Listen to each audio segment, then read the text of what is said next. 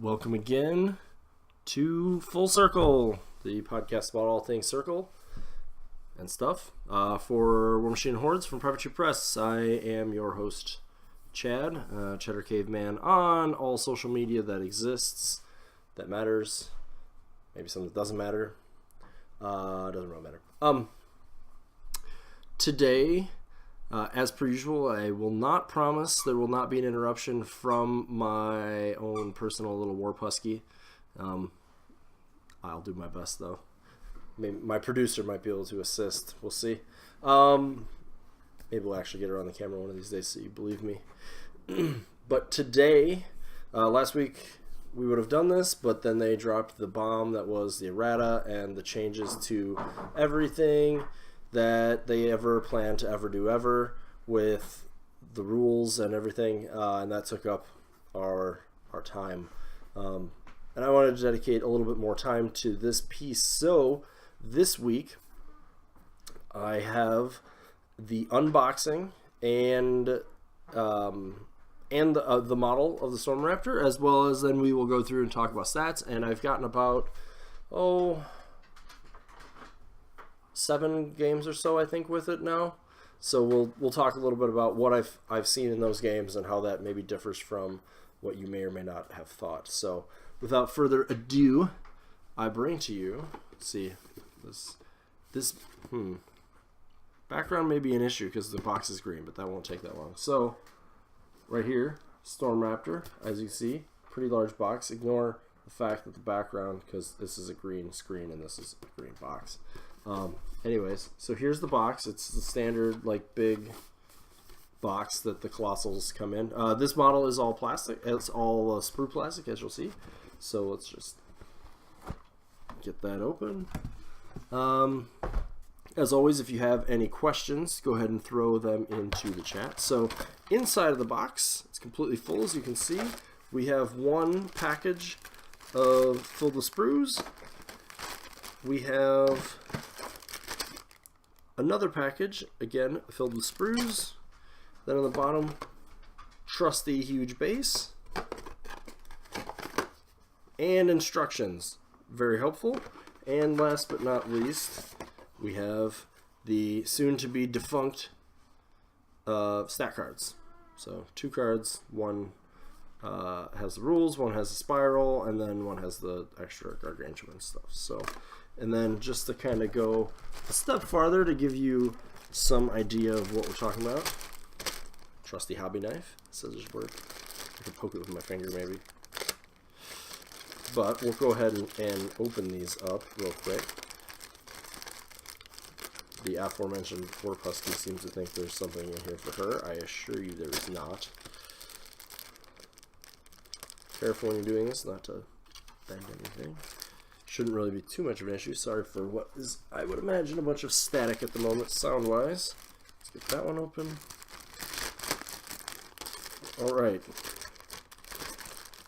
Once we've done that, what that will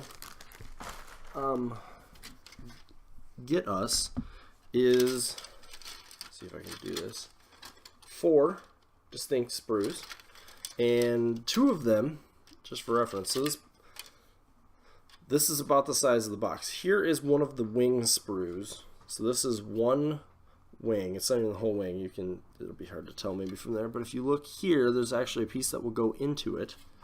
And then the same on the other one. Okay, over here. There we go. And then the other 2 sprues have most of the smaller parts. There you go in there. Parts for the rock that it goes on. This one has the back pieces I was just sort of mentioning for the wings. The head is on here.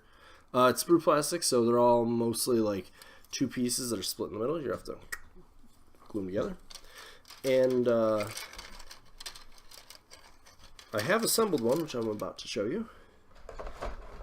And honestly, aside from having to do a little bit of cleanup to get the mold line or the connection points off, a little bit of mold lines, later when this gets to when the lovely painter at Griffin's Roost Studio actually gets to painting this, I'm sure she will be going through and having to clean up a bunch of gaps and whatnot in there still, but there's small gaps, and you really just need like a gap fill type solution, which I'm sure is not news to anybody. So here is the assembled, over here, there we go. Oop, can barely fit it on my screen. Go back. Assembled model. It is enormous. Sort of. I mean, it takes up a lot of space. It's actually, if you look, the body of the bird is like here, like that. But this is my head. This is the Storm Raptor. In case you've never met me, I have a big head. Storm Raptor, big head. I measured this. It's pretty close to 12 inches, or maybe a little more than, from here to here. And then if you go the longest portion here, which is not necessarily how it would work fitting in any sort of transportation thing, which so far it's just been riding shotgun in my car. I don't know what we'll do if I need to go somewhere with any amount of distance, or my wife wants to come somewhere. She, it happens. So she may have to hold it, cradle it in her arms like a baby. It's huge. So I'm currently attempting to figure something out to help me transport it. If I do, I might let you guys know. Anyways, it's huge. Here it is, Storm Raptor. Caw-caw. There were some comments. I did read one thread online, and I don't know if my camera is going to be good enough to do this, where somebody thought that it lacked detail, and I disagreed. I still do disagree. There's quite a lot here. You gonna focus? No, not really. Don't go on my word for it or don't use the camera to go off of, but there's quite a bit of focus. There's armor plates here, some in the back. So there's some of the traditional circle armory-ness. The base here has, it's a little bit reminiscent of what the Archangel has, but less so. This is not nearly as big of a piece, and still like reminiscent of circles, like stone work that we see elsewhere. So gorgeous model, as you can see. I'm very happy with how it turned out. I think it's the best model probably Privateer has in their line overall. Certainly the best huge base model. As far as from a model perspective. So from there, let's just get into having, first we'll pull up my war room here. Thought I had it open. Apologies. Let's talk about its stats, and then we'll go into a little bit of discussion on what I have done with it.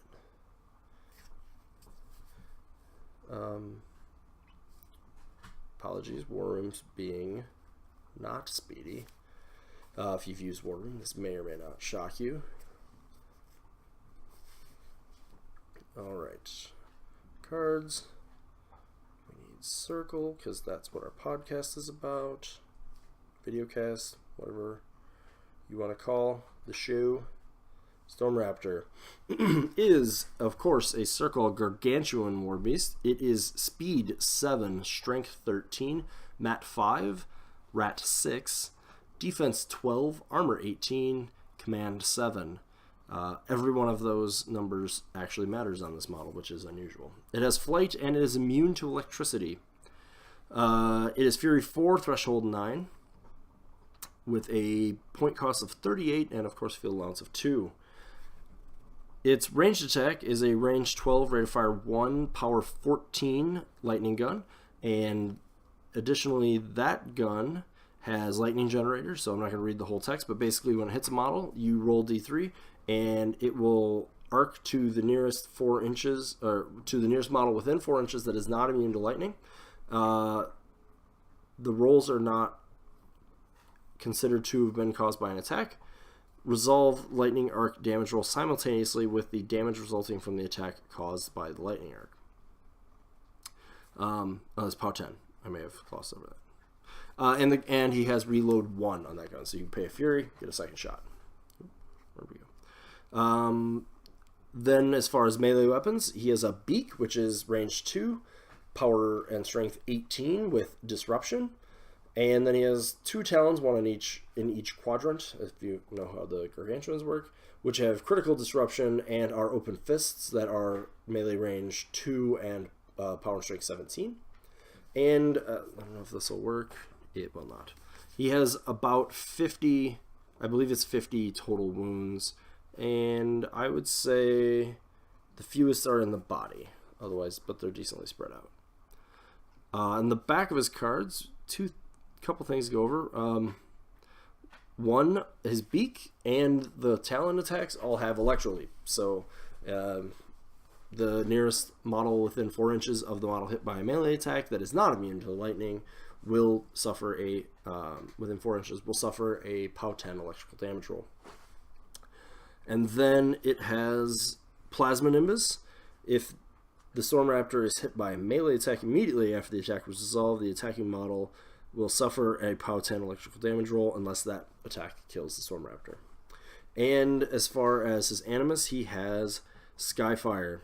When a friendly faction model makes an attack with a ranged weapon with damage type electricity targeting an enemy model in the spellcaster's command range, the attacking model gains +2 to its attack roll. When an enemy model in the spellcaster's command range suffers an electrical damage roll, add +2 to the roll. It lasts for 1 round. And it is range self, in case I gloss over that. Cost 2, range self. It's interesting that the duration on here says turn, but it does last for a round according to the text. We will go off the text. It's obviously important for his Plasma Nimbus and some other things. Alright, so that is the rule card.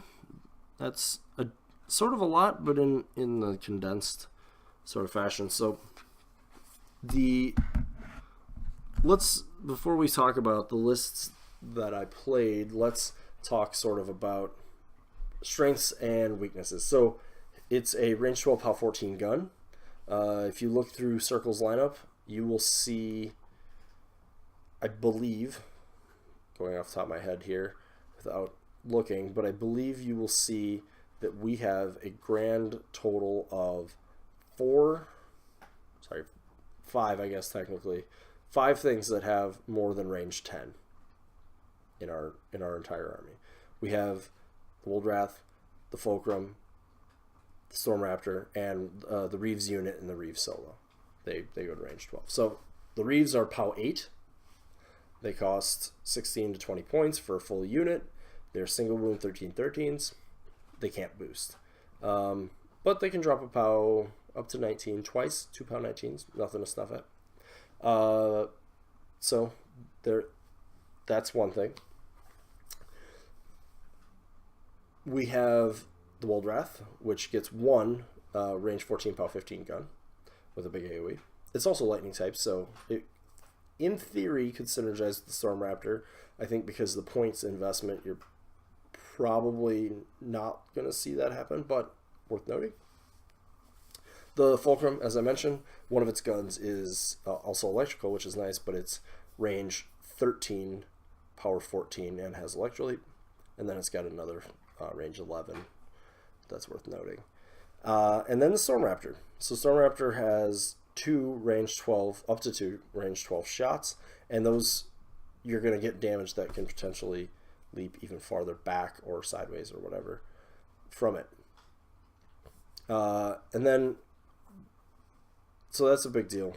And in the games I've been playing, it's been a little bit bigger of a deal than a lot of people have made it out to be, because the power 14, your immediate comparison point would be Purebloods, because you can in fact get 2 Purebloods for the same points and actually have room for a solo. There are pros and cons to that approach, obviously. So they have sprays that are 10-inch range. That's going to be shorter, and there's still 2 of them. The Rat 5 versus Rat 6. The boosting situation sort of gets a little different. Both viable, both have reasons, but as being able to reach out farther does have some obvious advantages. So that's just something worth noting. As far as the Animus goes, just to talk through that, so obviously lightning damage and lightning range attacks are of note with the Storm Raptor. So what do we have that synergizes there? So we have Obviously, it synergizes with itself, so it can buff its own damage, potentially. Although at a cost of 2 Fury is a little steep, and we'll come back to that. Kruger 1 and 2 both have guns that are type Lightning. I mentioned the Celestial Fulcrum and the Woolwrath both have Lightning-typed guns. And as far as ranged attacks that are damage type Lightning, I believe that is it. Feel free to correct me if anybody thinks I'm mistaken, but I think as far as ranged attacks, that's the end of the situation there. And then we have several magic attacks and other damage that is lightning. So both Kruger 1 and 2 have, well, Kruger 1's feet, and he has forked lightning, which is a lightning damage roll. Kruger 2 has lightning storm, another lightning damage AoE. We have there's another lightning spell and I just blanked on it. The Druid Mistriders have chain lightning, as does the Tharn Ravager Shaman, which is now a solo. He has chain lightning as well. And then I really am forgetting a lightning attack, I think. Nope, that's it. Those are the lightning attacks. So Morvana, Kruger, Chromac, or sorry, Kruger does. Morvana, Chromac, Mosar, Bradigus, Balder. That wouldn't matter with Bradigus anyways, etc. Their damages of other varieties. So those are lightning attacks, and you might be saying, but Chad, that doesn't seem like very many. You're right, it's not.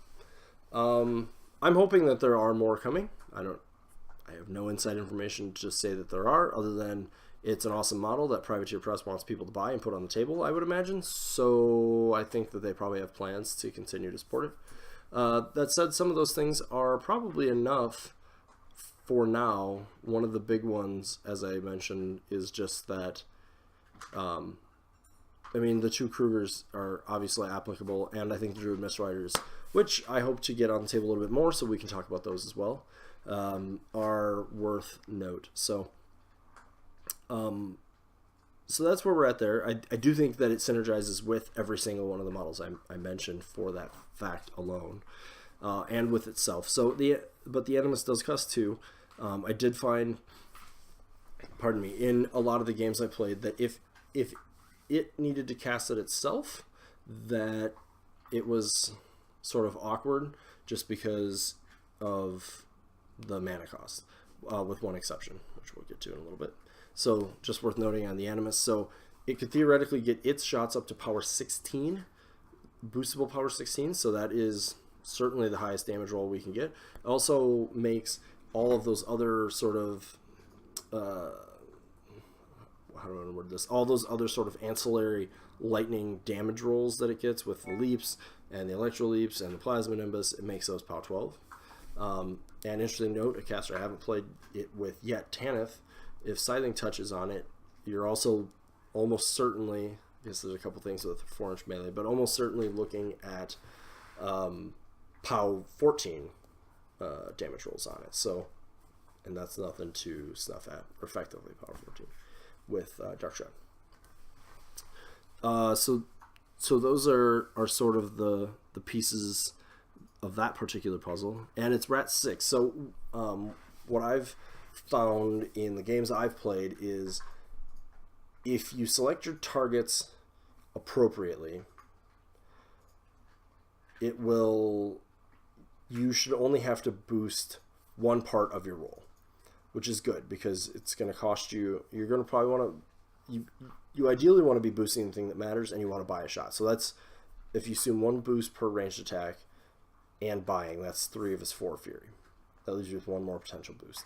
It doesn't leave you enough to actually pay for your Animus, which matters. In most circumstances, it doesn't. So, okay.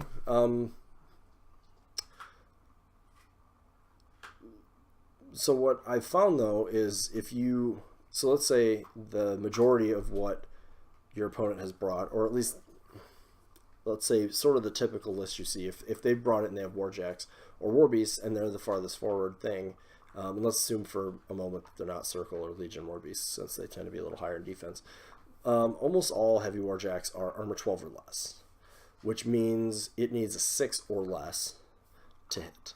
And if it can aim, it needs a 4. If you can position the animus somewhere, you might need a 4 just from that. Or again, if you can aim, even better and even better. So you can hit something that's defense 12, defense 13 without boosting, and then save that boost for your damage roll. You can't boost the jumps anymore, so you just save it for the damage roll. So then you can shoot, hit, boost damage, get your leaps, buy, repeat. 2 boosted POW 14s on a hard target, definitely going to soften it up. Depending on what it is, maybe kill it. So that's pretty good. If most of what you need to get into is delivering 2 to 4 damage rolls per shot, boost your hit roll. So if POW 14 is likely to kill, boost into hit, and then you can be reasonably certain that you will do what you were aiming to do with it. So that's what I've found play out in both of the games. And yeah, so, and then let's talk about, there's 2 more things to talk about, and that is melee, and that is defensively. So much of what people I've talked to have been concerned about is 12-18 with 50 boxes. It's too frail, it's too fragile. For that many points, it's just going to die. It is rather both of those things, but 12-18 is nothing to stuff at. So the 12 is the important thing here. Armor 18 is obviously nothing impressive. We do have ways to make that better, but it's certainly nothing that you want to write home about. 50 boxes is good, but on the low end for a huge base, or for a gargantuan rather, which is fine. But the defense 12 does make a big difference. So a lot of things need 5, 6s, or 7s to hit it, assuming that you have no way to modify that, which you can by being behind a wall or a few other things. And what that is going to do is mean that 1 or 2 attacks miss, and 1 or 2 attacks missing a colossal is a big deal. Most other colossals you're never missing, right?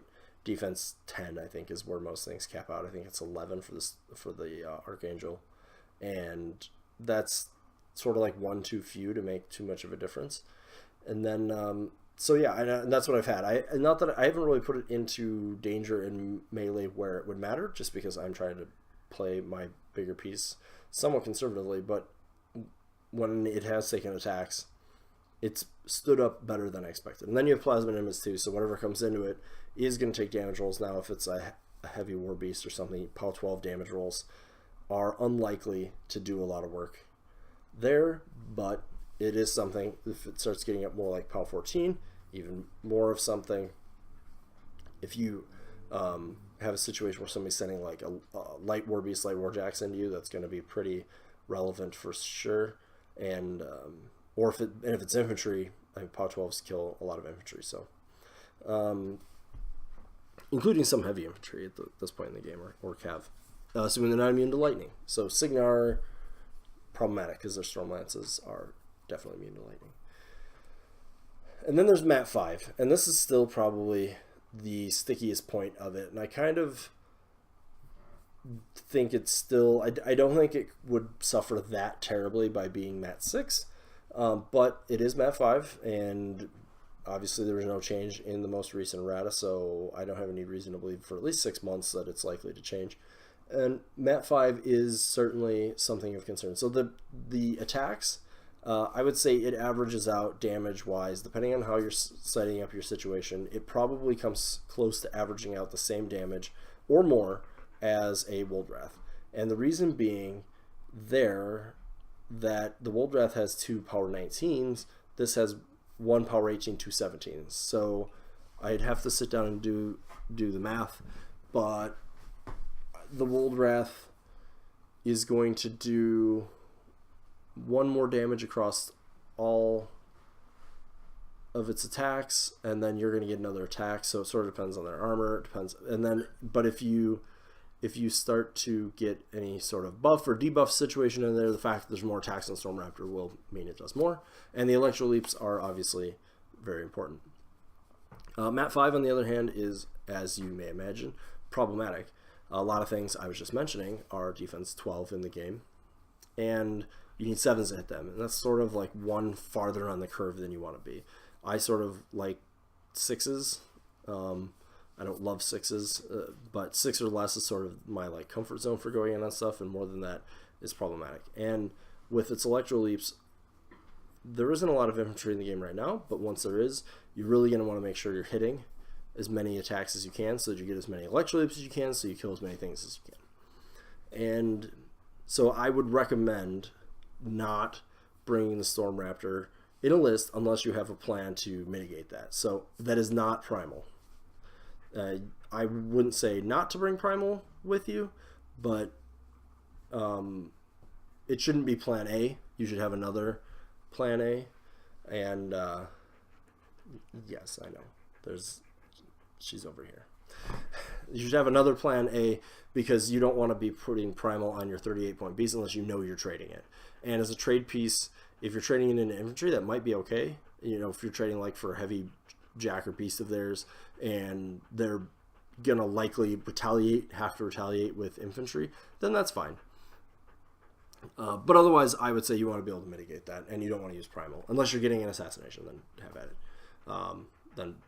Then you're gonna want Primal and whatever this buff is, almost certainly. So you're gonna want to bring something else, and that to me leaves you with a few things. One, you need to be able to exploit throws, which are harder now with the rules change, but that's fine. You can bring the things that work in any list to help with hitting. So that would be Megalith, to a lesser extent the Argus Moonhound, but that's just for your guns. The Wild Argus, defense 5 things are very easy to hit by Mat 5, turns out. That won't help you with constructs, I think. So look at that.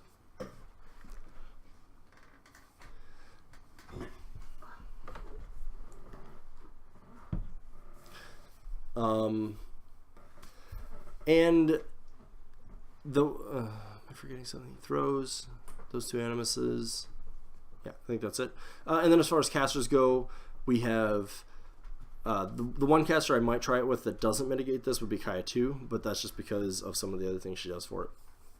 However, and same with Kruger, actually. Apologies. Kruger 1 and Kaya 2, I would consider it with, irrespective of that buff. However, casters otherwise that I would try it with: Kruger 2, Kaya 1, Chromac 1 and 2, Tanith, Una 2, just to be clear. I would try it with all of those, and all of them have ways to help the situation with hitting. So I think 17, 18 is okay output damage-wise when you look across circle. Obviously, I would love more, but I think it's okay as is. So it's a strong piece. So the Mat 5 is definitely something you have to make sure you're... Morvana 2. Morvana 2 also has a hit buff. And the upcoming Kaya 3 with Synergy will be another strong option. So the games I played, just sort of transition more directly into that. I played it with Kruger 2, with Chromac 2, and with Una 2 so far. I sort of have loose plans with all of those other warlocks that I mentioned, but those are the ones as of right now that I have played with. And, excuse me, need a quick drink.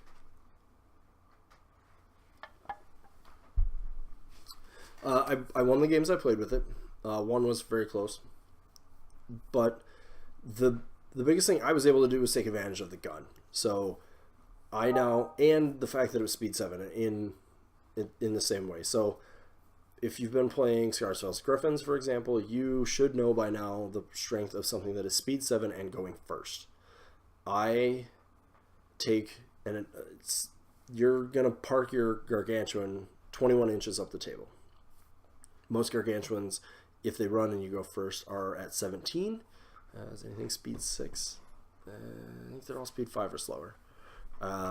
Obviously, there's things like Rush that can affect it and caster-related buffs and whatnot, but as far as just raw, being able to run, I can run 14 inches with a 12-inch gun. So the Stormwall can do that if you temporal accelerate it with Haley, I suppose. Actually, no, it doesn't. It only gets 2 inches of movement there. So it's still at the 19-inch line. Rush is only plus 2 inches of movement as well. So you could do something like a Mammoth's only speed 4. You've got things like, there's a couple speed buffs in Scorn, but who knows, they're getting so much errata. But anyways, if I go first, I'm able to basically dictate, I'm taking 14 inches of table, and I threaten 19 with the gun from there. You have to take note of that.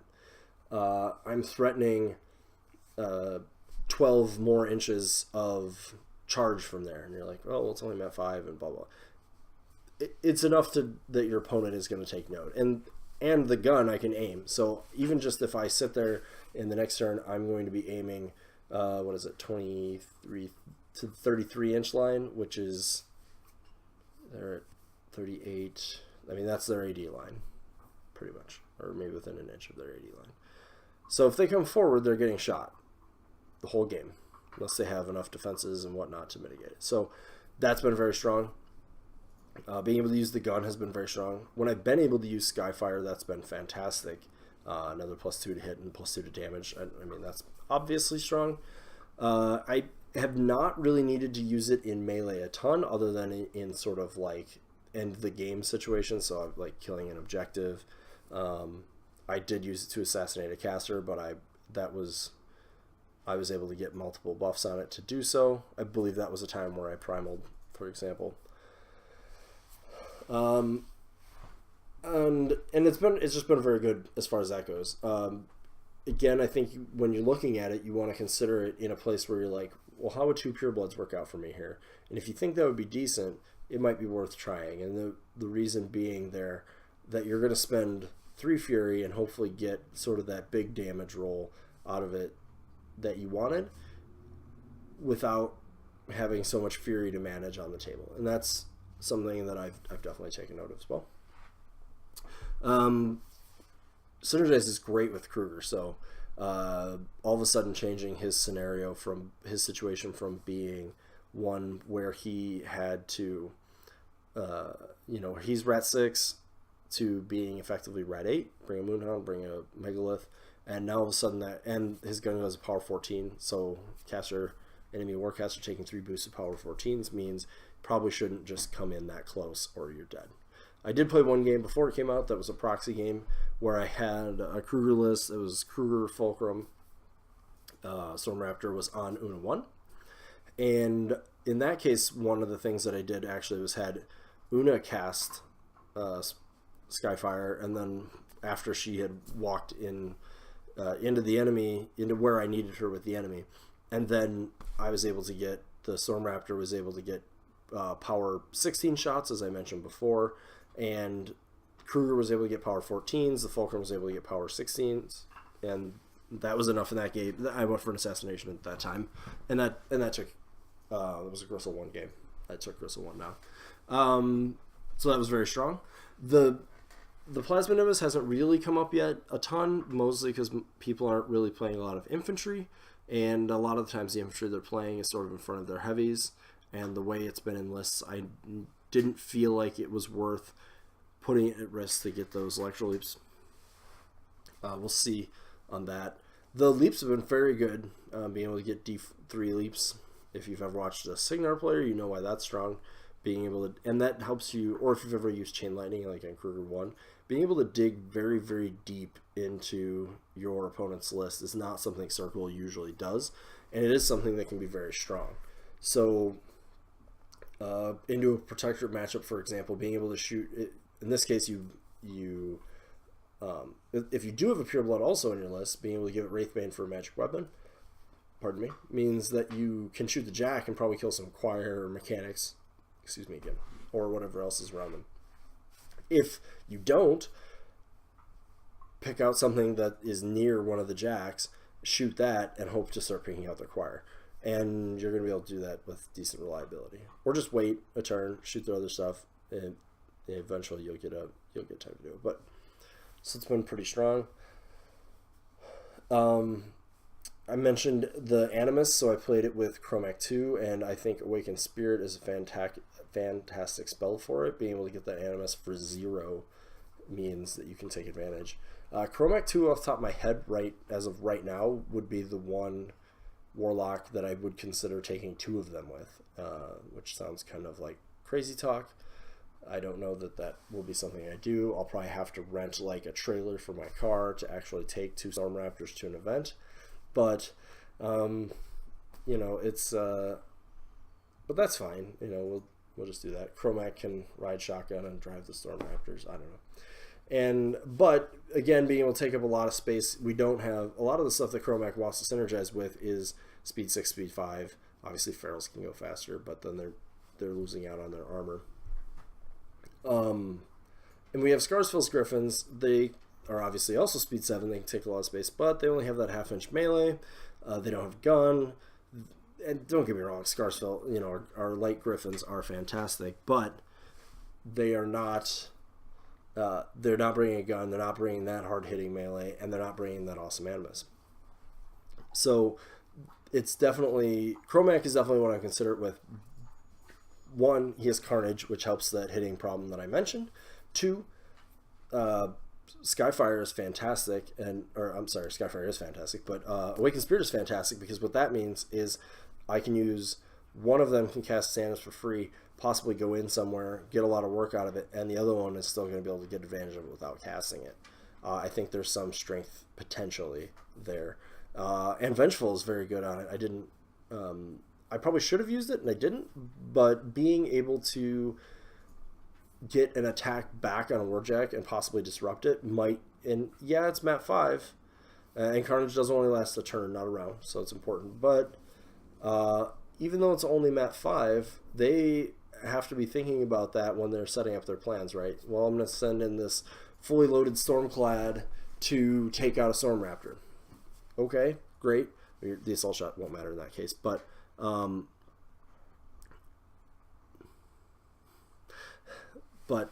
the thing that will matter is if I do hit that 7 on the Vengeful attack, you're going to take a power 18, which is not inconsequential, and then that Jack isn't doing anything. It's not boosting damage, it's not getting any additional attacks, and your Storm Raptor's probably fine. So they need to be able to send another Jack in, they need to be able to do something else. My producer right now is laughing because my dog is right here, just so, for those of you who are entertained by that. We'll see. Maybe at the end of the show I'll try to get her to jump up here and say hello. And so it's important, right? If you're going to go in on a Jack or on a Colossal and you only have, you know, 3 heavy Warjacks or something, and that's the only things you have that are going to kill it, and the first one gets disrupted, bad day for you. And Chromac's Feet synergizes with every part of it. I mean, going up to armor 20 is a big deal. Going up to power 20, 19, 19 on its attacks is a big deal. Disruption just to begin with is a big deal. So again, I mentioned Vengeful, but if you, let's say I go in on one Jack, let's say I go in a situation where I'm able to hit one Jack and another one is in my melee range. So I hit one, kill it, and then have another attack by that disruption. The E-Leaps hopefully kill any mechanics they may have had that could fix that problem, and then they have like one Jack left, and he has to go in and hope that being Vengeful, he has to hope I don't roll a 6, you know, a 5, 6, 7, or whatever the case may be. So into War Machine Army is going to be very strong. Like I said, Chromac's, pretty much his entire kit synergizes with it, I would say, so that's a pretty strong thing. Power 13, I mentioned that strength mattered, so the Power 13 strength definitely matters for his Primal Shocks. I think I used 1 in the game I played. I need to clear a model off of him. And so that was very strong. I played it with Una, so the thing there was, I found it to be a fantastic target for Hand of Fate.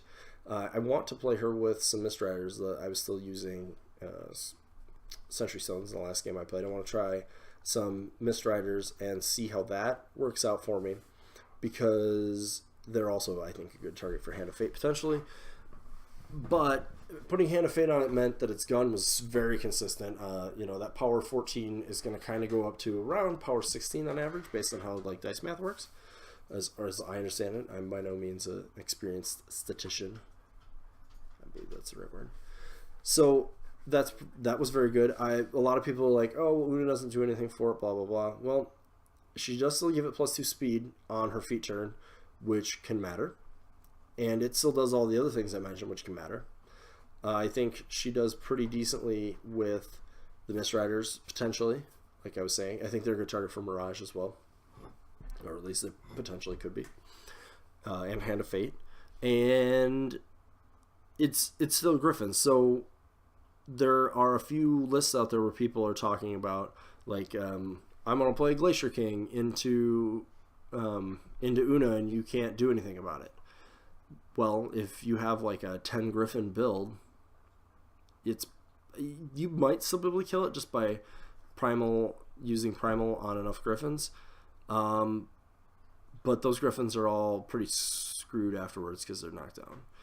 And so that's a problem for you unless like that. And yeah, you can, I can bring other heavies, and there's other ways to do it. This is not the only thing, but I get a really strong gun, and I get the really strong ability to send something in that could deal with that. And I know somebody out there is like, well, it doesn't work out that you could kill it. Well, it might not, but I might be able to use it first, soften things up, then those Griffins can go to work.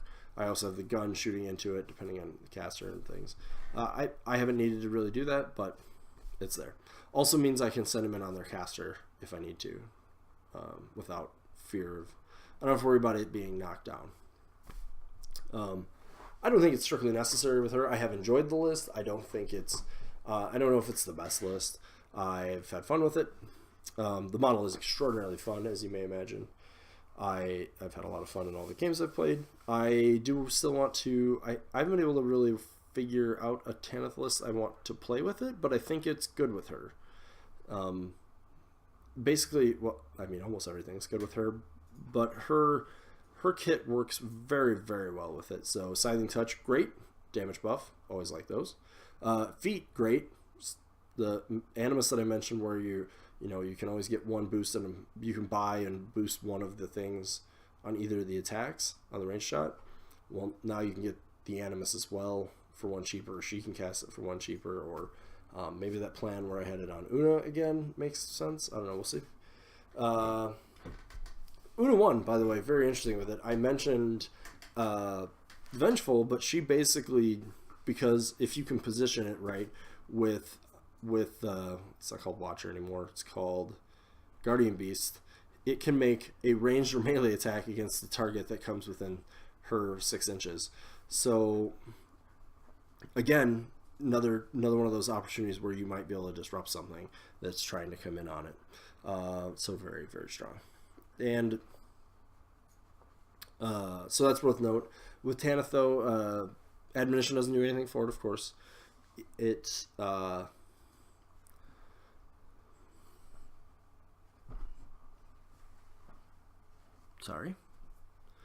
it does like all of her defense debuffs, though. Affliction strong for defense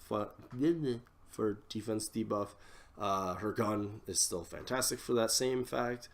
And so I think there's something there. I do have a list with Kruger 1 I want to try.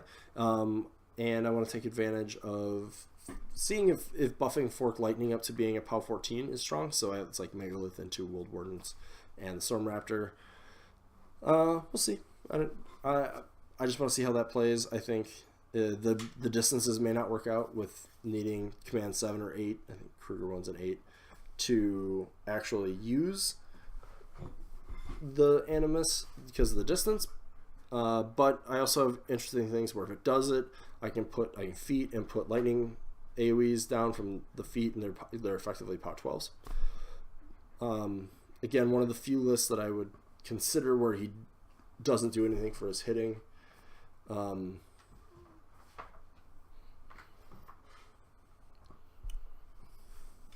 We're fine team. So I have very trouble causing dog. So that's one list I would try. Chromac 1, I don't know if I'll try him. Wild Aggression is very strong. Free charge, boosted attack rolls seems good, but Warpath is a big part of his kit, and he's not gonna really take advantage of that. But we may try it out. Kaya 2 I like for 2 reasons. One, Force Evolution takes him up to defense 14, which is a big deal on a base that big. Additionally, Dogpile is very strong. If you've Una 1 provides that, but Kaya 2 can even more reliably provide it, and that's going to get you so that 9-inch, that speed 9 effectively that you get with Una 2 from her feet, you can get that on any turn from Kaya with a spell. Unfortunately, her feet won't let you place it out of activation. If it could, that would be fantastic, but it doesn't work that way.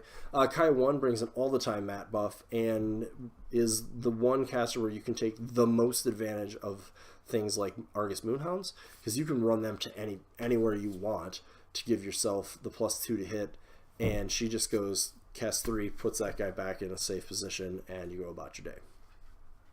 Also, same thing, you can use Wild Argus or Kaya even in a similar fashion to get that, you know, make something defense 5 anywhere you want. I've done that in some other lists where she would run a beast, feet, and then use Doppler Bark, and then go back out of melee with whatever she Doppler Barked, and then the rest of my list just shot the caster down instead. So that's one way you can do it. There's a caster I'm forgetting. Morvana 2, I have not given a lot of thought to, mostly because I can't find a good way that I like her feet to work. That's sort of a problem. So I need to give that one a little bit more thought before I do anything with it. And that kind of covers the casters that I've looked at. Kaya 3 with Synergy should be worth at least trying, and we don't know the rest of what she does, but I'm pretty sure I remember her feat does something about defense bonus and parry, and being able to go through models. Of course, it has flight, so it can already do that, but as I mentioned, a defense bonus for a model of this size is pretty strong, so even +2 is good, +3 would be phenomenal. And that's without knowing. I'm assuming she has more than a feat and a single spell, so that's worth noting. So I imagine we'll be revisiting when she comes out. And those are kind of where I plan to be trying it. Right now, I don't know which of those or if any of those will shake out competitively. I kind of want to keep track of how it's doing in various areas, as it's for 38 points. That's a lot of points for what it does do. I know there'll be people out there who are saying, I don't know what I'm talking about, because there's no time ever where for 38 points that you're not going to get more value out of just playing 2 Feral Warpwolves or 2 Warpwolf Stalkers, which is mathematically the same number of points, or 2 Purebloods or whatever. Maybe it's different. 2 more inches of range, big deal. Buffing other lightning attacks, potentially big deal. Speed 7, definitely a big deal. But it still does have less hit points, is a little less survivable probably than 2 individual heavies, depending on which heavies we're talking about. And that's, again, worth note.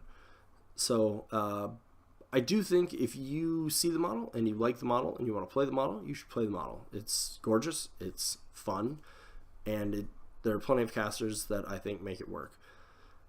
Competitively, jury's out. I may continue with it in the Una list that I've been playing. I've been enjoying how that's been playing out. I think one of the things I really think it allows me to do, which maybe is unnecessary, but the way most of the Una lists right now are playing are sort of I'm going to, you know, get you with as many griffins, I'm going to jam you out of scenario, I'm going to put you in a place where I'm going to alpha you hard and then alpha you again. I think having something like the Storm Raptor, because of its gun, might allow me to play a little bit more of a, well, you can stay back because or I can keep my Scar's Hills Griffins back because I'm just going to shoot you with my Mist Riders and with my Storm Raptor until you decide you want to come forward.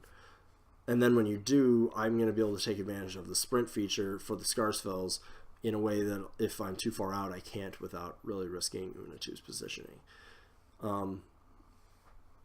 We'll see if that's how it plays out. So far, like I said, I've won all the games I've played with it. I don't know, that doesn't necessarily say that, yes, this is amazing, no, it's terrible or whatever, but that's just worth noting. I think it's going to be an awkward drop right now into Signar because some of the things you want to shoot are Stormclads and Stormlances and Stormwalls, and none of those things care about lightning damage. I don't think you're going to have as many problems into Circle because most of the things that are lightning immune aren't being played right now, notably Kruger 2, who I do think is still good in his Signar. We'll revisit that later. So yeah. So that's the Storm Raptor. That was able to fill about 50 minutes of show, so we're not going to go on to talking about any other models or anything this episode. This will be the Storm Raptor episode. We will, if we had any questions, I would steal Zappity Grumble from the Crippled System guys and use it here because it is appropriate for the Storm Raptor. But I have not seen any come into the chat room. I don't know if anybody's even on the chat. If you are, go ahead and say something if you want. So I'll give it a second to see if anything comes up. I, of course, as always, would like to just give a quick shout out to the couple sort of sponsors that I have. Muse on Minis is still allowing me to show my to put my videos on their website, which is great for promoting and getting this to more viewers and getting my information to more people, and et cetera, et cetera. So that's very generous of them, and I'm very thankful. And Griffin's Roost Painting, who I mentioned earlier when I said I'm hoping to get my Storm Raptor painted. They're still available at Griffin's Roost if you search for Griffin's Roost Painting on Facebook or griffinsroostpainting.com, and you can get, if you're interested in some high-end tabletop or better painting, I would definitely take a look at them. You can see on Facebook there and on the website there's a bunch of examples of her work, and it's all fantastic. And yes, I'm biased, and no, I don't care. Anyways, we're nearing the end. The Warp Husky, who was here before, is now not. I think she decided she was tired now that she's ruined everything and has laid down. So maybe next episode I will make a special point, since we've already used up a lot of time today, to actually have her on. Maybe she'll sit on my lap. She's like 50 pounds, but that doesn't stop her from feeling like she's a lap dog. So not seeing any questions. You're welcome to send me any questions that I haven't about any of the topics I've talked about on here, or any you'd like to see me talk about, to any of the, as I said, it's Cheddar Caveman, just like the Twitch and YouTube links on all sorts of social media, so you can post in those places, or you can shoot me an email, IM, private message, wherever you would like to, and I'll have an answer for you. I don't know if it'll be a good one, but something. Next week I will be into 2017. We are post-errata. We'll still see if anything else shakes out from that. We're expecting Theme Forces here in the next few weeks. Next week would be great, but I think that's probably a little bit early. But soon. We're expecting to get at least one, and then early February we'll be getting the other one or two or whatever we get in our command book. So that will be great. Down the road we got Loki and Kaya 3 coming as well. The other release that came out this month is the Tharn Wolf Rider Champion. Very cool model. I don't have it here to open. It's a blister. Plastic and metal model. It's got some pretty nice detail as well. And if I do get a chance to put it on the table, we'll talk about that in an upcoming episode. Or after it's painted, one or the other. So that's all I have for today. I don't see any questions. I'd like to thank you all again for watching, and we'll see you next time.